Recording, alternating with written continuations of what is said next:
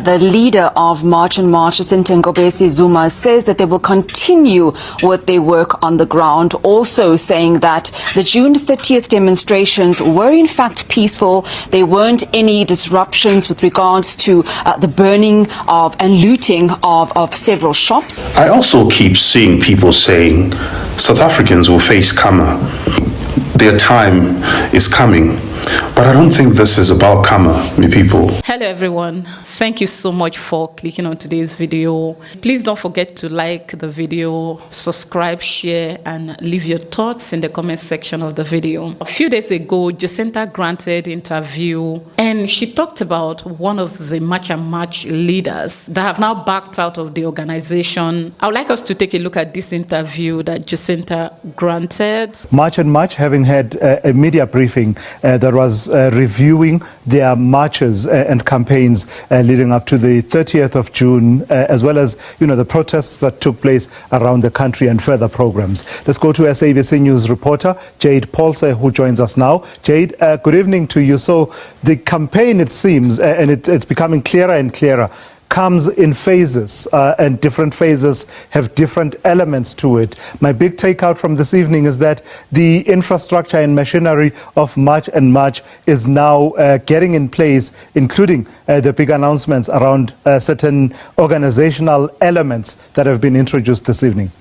Well, a very good evening to you, Tulasi's and to the viewers back at home. And yes, the leader of March and March, Ntengobesi Zuma, says that they will continue with their work on the ground, also saying that the June 30th demonstrations were in fact peaceful. There weren't any disruptions with regards to the burning of and looting of several shops. We did pose questions to her where we did say that there had been incidents, sporadic incidents here and there, but she says that on the overall, there was not much that was being done or that was done and likened to what people thought would have been the July unrest of 2021. Also speaking about the newly formed foundation that she is starting to plow back into the community. But to join us right now, I have in fact with me Jacinta Ntengobesi Zuma, who's going to speak more about that. Thank you so much for joining us. I know that it was pretty lengthy press briefing where you spoke in depthly about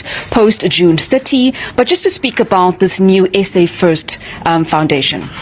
Thank you so much, Shay. I think after the 30th of June, we realized, people are thinking this is the end when it's only the beginning. I mean, having a massive protest is not the only way to do, like they say, there are many ways to skim a cat. So it was just one of the ways that we wanted to showcase our dissatisfaction. But as you can see, on Thursdays, we're still very much on the ground. It's more community-based, much smaller marches, pickets, and operations that are being done, but without fail, they're out there.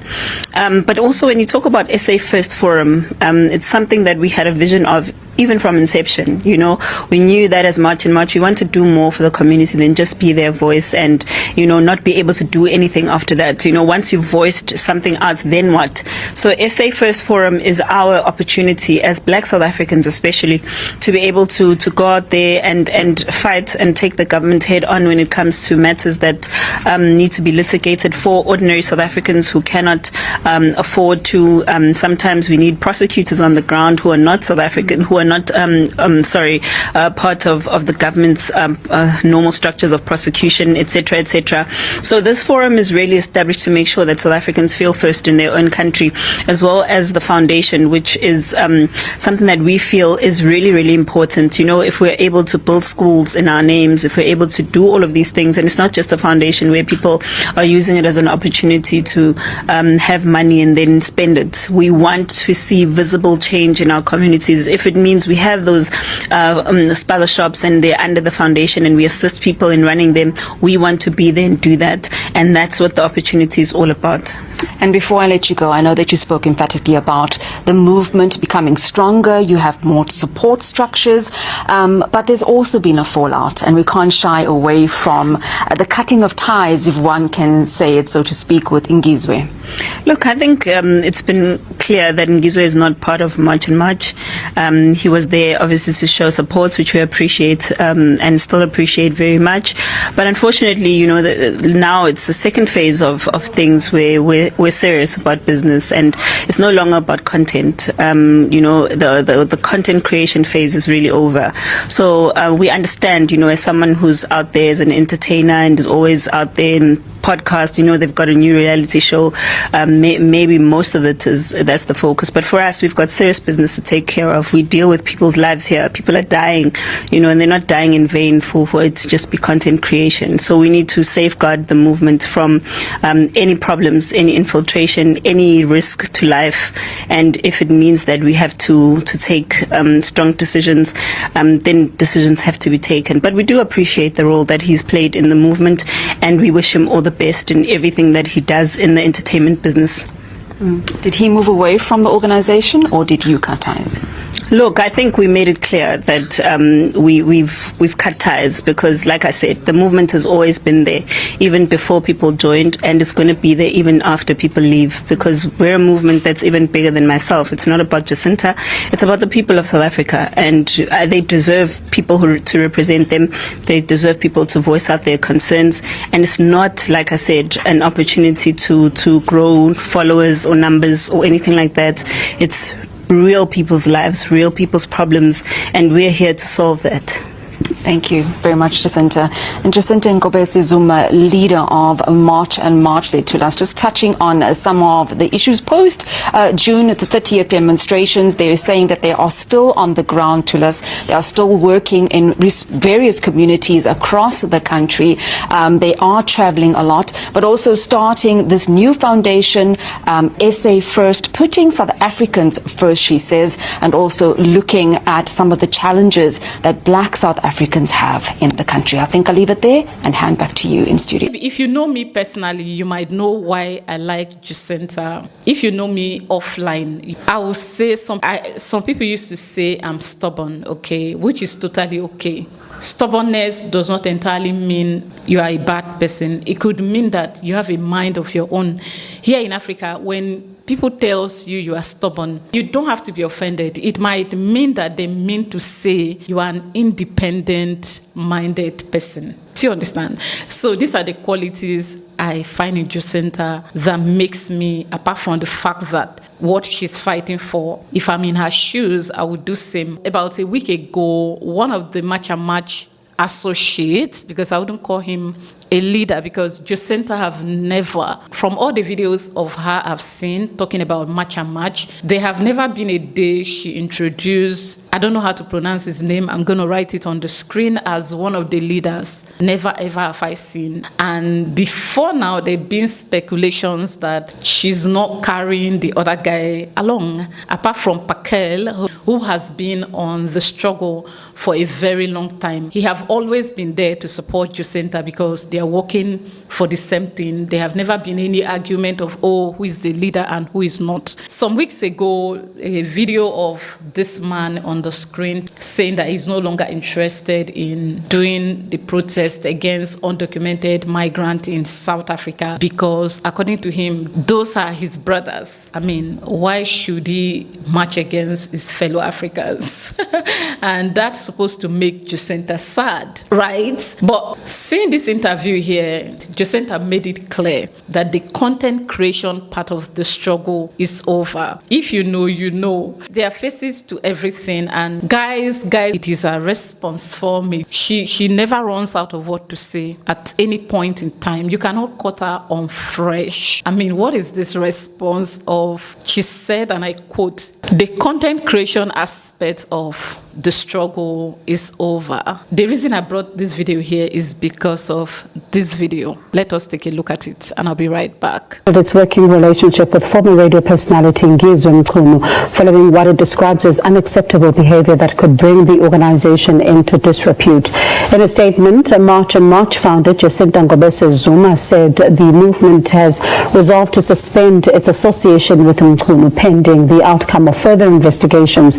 The friction between Ngobese Zuma and Mchunu follows a high-level meeting between Mchunu activist Nkosikhona Ndabandaba, also known as Phakile Mthakathi, and President Cyril Ramaphosa before the 30th of June protests against undocumented foreign nationals. Ngobese Zuma was not at the meeting, and she later distanced herself from it.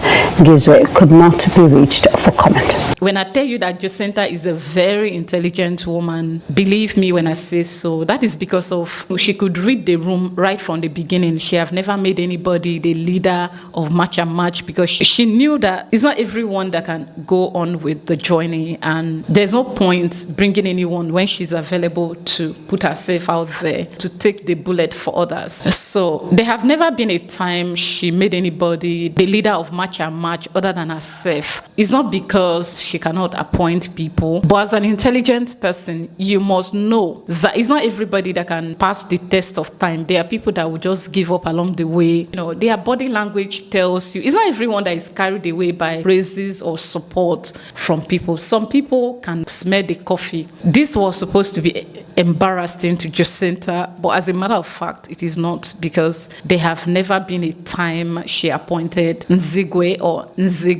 as the leader of March and March. They have all been working together, aiming at the same goal, just like Pakel has always done it, always supporting Jacinta or Operation Dudula or any other organization that is fighting against undocumented immigrants in South Africa. So nobody can disgrace my Madam Jacinta. Anyway, let's get into other videos and I'll see you later. I also keep seeing people saying South Africans will face karma. Their time is coming. But I don't think this is about karma, me people.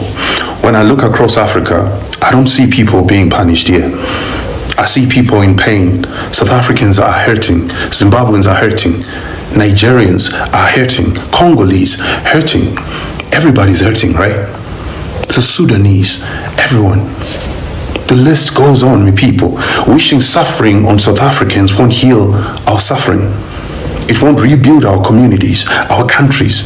Won't create jobs, won't put food on anybody's table.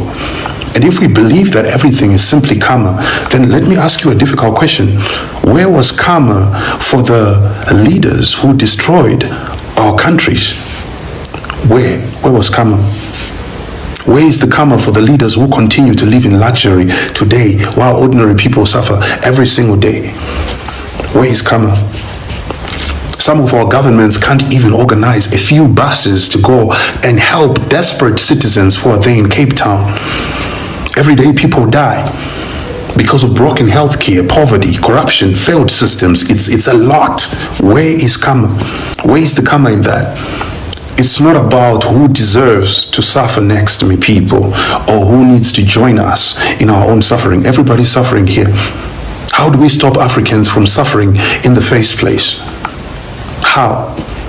Because if our response to pain is to celebrate somebody else's pain, me people, then we are not solving the problem here, right? We're just passing the pain from one African to another African, which is sad. This is what I mean when I say that Africans are too emotional right now. We can't even think straight. Oh, my African people, we need to slow down. We need solutions right now. These solutions are somewhere in between. If we can slow down and listen to each other, the solutions are somewhere right there in between. We should be uniting as African people emotionally, psychologically, spiritually, mentally. We are connected through technology now, my people. We should be taking advantage of that. Even the Pan-Africanism that we keep preaching about, it doesn't start with political unity, my people. Political unity is it's a result of a deeper alignment, spiritually, emotionally, mentally, psychologically. We as African people, we need to feel connected first before our governments fully do. We are all suffering. The suffering it's not a competition, right? We need to find each other in that chaos, my people. Think about it. Anybody who is going to South Africa now, who is planning to permanently move there, what is one caution that they should have in one sentence? Be documented. Be what? Documented. So you don't recommend illegal migration to South Africa? Exactly, because that's what they hold their hands on, which I support totally. Number one, my house was broken into twice in South Africa. I couldn't find those people because they are not documented. They are immigrants from the neighboring countries. They break in, take things and go. Prophecies that are flying on social media that South Africans are going to suffer, yada, yada, yada. Why are we Africans suffering? Did we commit any crime? Did we send anybody out of our countries? Instead of waiting to see what will happen to South Africa, why don't we all fix our countries while we wait to see them fall? Which personally, I don't think that will happen. Just because somebody told you to go back to your country because you do not have the requirements to be in that country or to remain in that country. The person asks you to go, and because of that, go to punish them. Come on, fellow Africans, let us move on, okay? It is time to move on. It is time to all accept it that we are no longer allowed to be in South Africa without the right documents. And I'm so happy that yesterday, Jacinta posted this video on her Instagram story, and I did not hesitate to write to her. I'm glad you can see that it's not every Nigerian that is against what you are doing. There's nothing wrong with asking people that are not doing the right thing in your country to do the right thing. There's absolutely nothing wrong. I'm happy to know that Jacinta is still going stronger and stronger, and she never run out of what to say. So for those that are waiting for the downfall, please let us move on, okay? Anyway, for me, I'm excited to be back here, and I hope to see you in my next video. Bye-bye.